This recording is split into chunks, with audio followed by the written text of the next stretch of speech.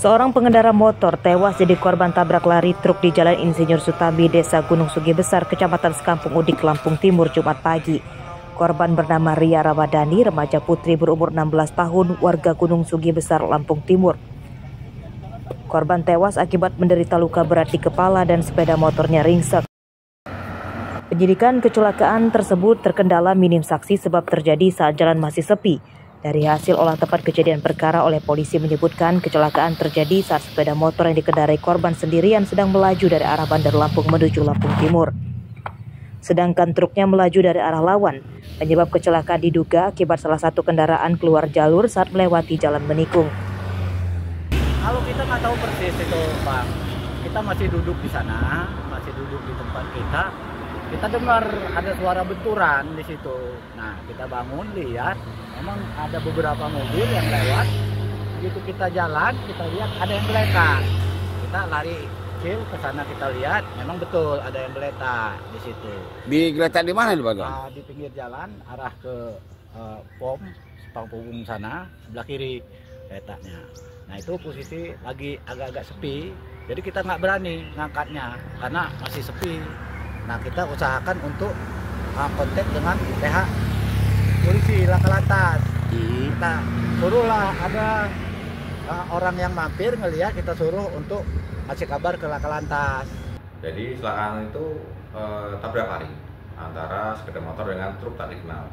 Untuk keterangan sementara, jadi sepeda motor itu dari arah Panjang ke arah Semangkugung. Begitupun dengan truknya itu dari arah berlawanan. Dan untuk kronologis pastinya kita masih dalam tahap penyelidikan, karena untuk sampai saat ini truk masih dalam tahap pencarian, belum kita ketahui siapa pengemudi dan pemiliknya. Kalau untuk run truk dari arah Simpang Pugung ke arah Panjang, kemudian sepeda motor dari arah Panjang ke arah Simpang Pugung. Itu yang kendaraan itu meninggal di tempat apa sempat dibawa ke rumah sakit? Untuk pengemudi sepeda motor itu meninggal di tempat. Jadi keterangan dari anggota pos Pugung untuk pengemudi motor meninggal dunia di TKP. Jenazah korban dibawa ke rumah sakit sebelum diserahkan ke keluarganya untuk dimakamkan. Motor korban kini disita sementara oleh polisi sebagai barang bukti. Polisi kini masih menyelidiki identitas kendaraan dan pengemudinya yang menabrak korban tersebut. Asep Saifullah melaporkan dari Lampung Timur.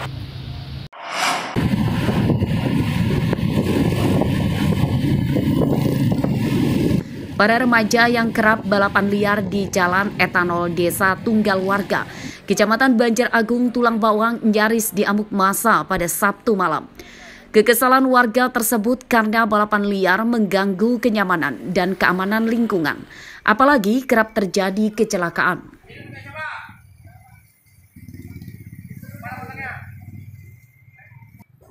Beruntung polisi segera datang dan membubarkannya, lalu menyita puluhan motor mereka.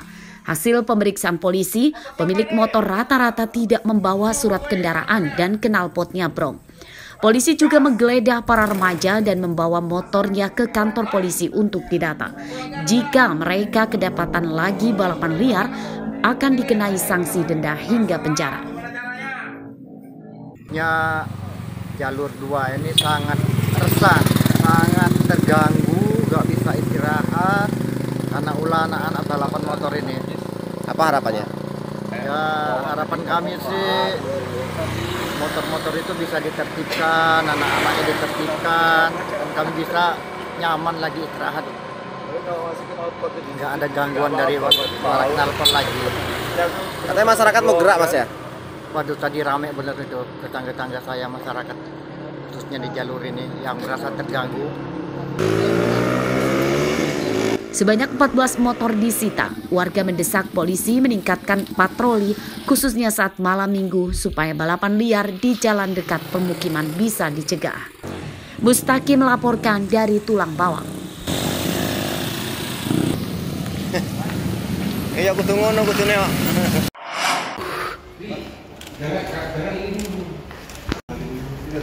Pengusaha angkutan travel bernama Ahmad Tohamudin diringkus tim Reskrim Polresta Bandar Lampung karena melakukan penipuan berkedok sebagai penyelenggara jasa perjalanan dan penginapan 106 mahasiswa Universitas Lampung yang akan kuliah kerja lapangan atau KKL di Denpasar, Bali.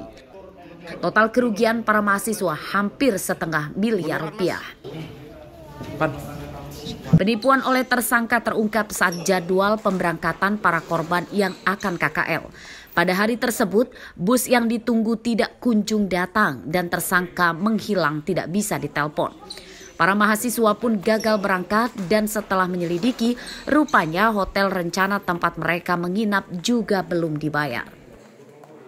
Orang ini dipungut kegiatan tersebut 4.200.000, di mana jumlah daripada kerugiannya itu sekitar 400 juta sekian.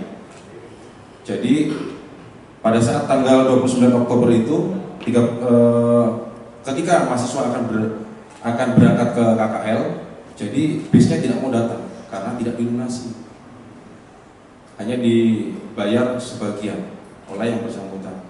Lalu mahasiswa mendapatkan info juga seperti hotel yang di Bali, di Bandung itu pun hanya dibayar 10% dari total keseluruhan. Dari hasil penyidikan, polisi mengungkap penipuan oleh tersangka sudah lebih dari 1 kali. Uang para korban rupanya dipakai tersangka untuk mengganti kegiatan serupa yang juga bermasalah. Hanya itu terpakai untuk karena mengalami kerugian di kegiatan yang lain. Sudah berapa lama kita nganoin jadi agen? Udah lama Pak, udah 12 tahun. 12 tahun. Emang udah langganan di situ, Unila itu? Oh. Udah berapa kali yang kayak gini? Baru pertama kali ini. Duitnya habis buat judi atau gimana sih, Bang? Kebetulan ada kegiatan di sekampus tersebut, saya mengalami kerugian, jadi saya tutupkan untuk kegiatan tersebut. Kau pakai pribadi juga nggak, Bang? Tidak ada dipakai pribadi. Pada kasus ini, polisi menyita kwitansi pembayaran dari korban kepada tersangka dan tiket bus. Akibat perbuatannya, tersangka terancam hukuman 5 tahun penjara. Robi Laste melaporkan dari Bandar Lampung.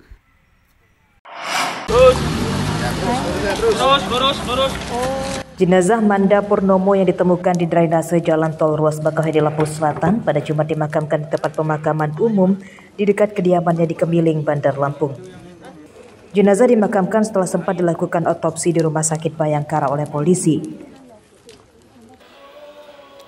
Pihak keluarga belum tahu penyebab pasti tewasnya Manda Purnomo sebab hasil otopsi belum muncul karena masih menunggu dari pihak forensik dan laboratorium Polri.